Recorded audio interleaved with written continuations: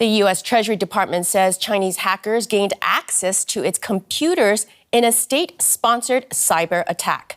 In a letter to Congress, Treasury officials revealed that the breach happened earlier this month when hackers exploited third-party software to infiltrate several workstations.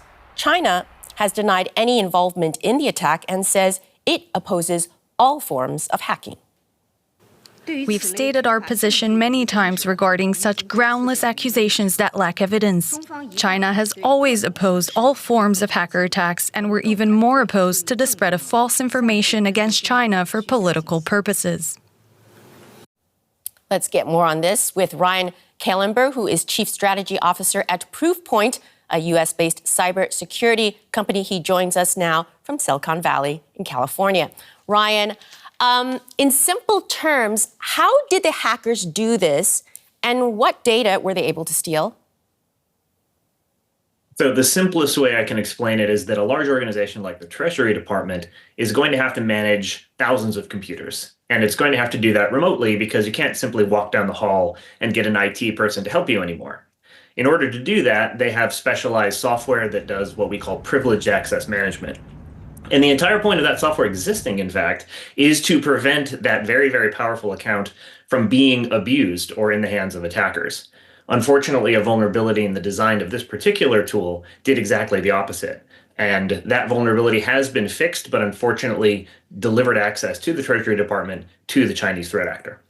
Now, officials of the U.S. Treasury Department are describing this breach as a, quote, major incident.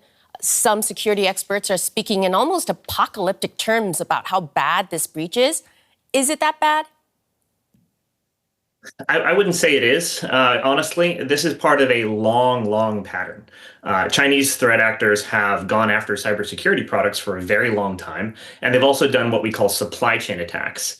Compromising the Treasury directly could be a little bit challenging, but compromising one of the 100 or so cybersecurity vendors or thousands of IT vendors that the Treasury Department uses is pretty straightforward. In this case, also, the only reference is to the theft of documents, which, of course, are politically sensitive. The Treasury Department does handle fiscal policy. They do control things like the IRS that has a huge amount of sensitive information, but there's a specific reference to that being unclassified. So I wouldn't say that this is quite the apocalypse. And any surprise that, if true, it was China-backed hackers who were able to do this? No surprise whatsoever. This is a long, long-standing pattern of compromising sensitive access, especially ahead of large political events like the transition of administration. And of course, China always responds in exactly the same way. They deny any involvement. They condemn the entire notion of hacking as if they would never do that, even when, somewhat ironically, this is pretty straightforward espionage, which is more or less within the rules of the game. This is actually quite distinct from some other recent Chinese activity that does depart from international norms, like the attacks on U.S. critical infrastructure and even the attacks on U.S. telcos that were used to then spy on conversations. China, of course, as you say, denies all of this. Is there any chance that it's not China in this case?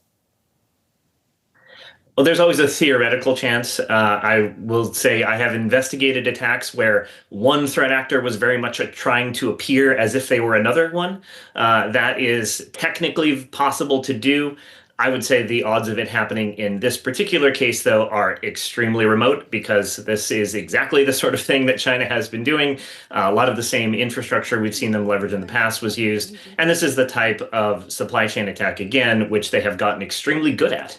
And so every arrow here points to China, and I would not be surprised if we do see other victims come forward because this remote support tool could be used to, again, do basically anything. So it's a perfect target for a nation-aligned threat actor like we saw in this case. And do you think that the U.S. government is generally prepared enough for this kind of incursion?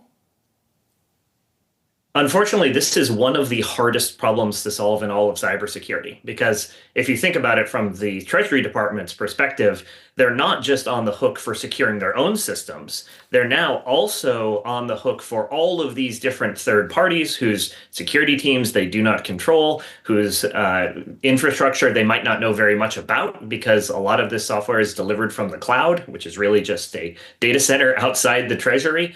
And in fact, in a case like this one, these types of supply chain attacks are very difficult to both detect as well as to prevent. So I do think actually this is one of the bigger vulnerabilities that the US government is going to struggle with. Cybersecurity expert Ryan Kalember, thank you so much for joining us. Thanks, Melissa.